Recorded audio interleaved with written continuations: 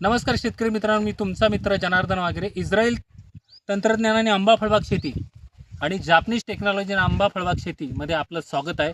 मित्रांनो, बऱ्याच लोकांचा नेहमीचा प्रश्न आहे की लागवडी केल्यानंतर वाढीच्या काळातल्या छाटण्या कशा करायच्या आहेत, याबाबत नेहमी संभ्रम अवस्था राहिलेली आहे.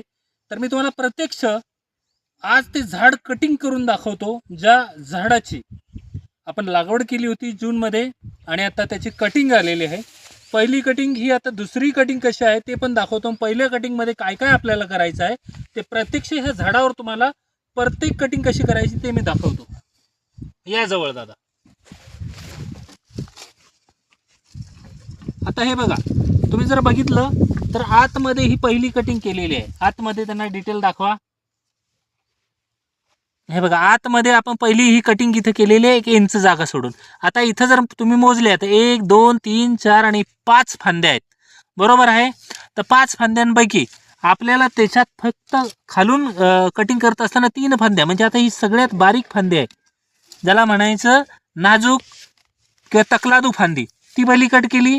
त्याच्यानंतर आता याच्यात तुम्ही नीट निरीक्षण करा की याच्यात सशक्त फांदी कुठली आहे. तर याच्यात अशक्त फांदी ही आहे, जे अशक्त आहे ती काढून टाका. आता उरल्या किती?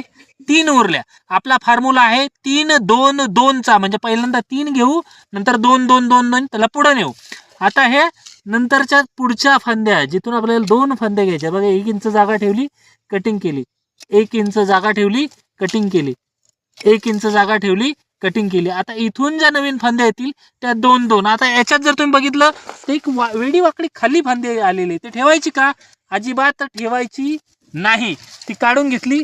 आता स्टेबल इथून तुम्हाला पहिल्यांदा 3, नंतर याच्यानंतर येणाऱ्या 2, नंतर 2 2 2 2 अशा प्रकारे तुम्हाला झाड वाढवायचं आहे. याला म्हणतात स्ट्रक्चर डेव्हलपमेंट, म्हणजे सांगाडा डेव्हलप करायचा आहे 2 ते 2.5 वर्ष, आणि 2.5 वर्षानंतर ही बाग उत्पादनासाठी तयार करायची आहे.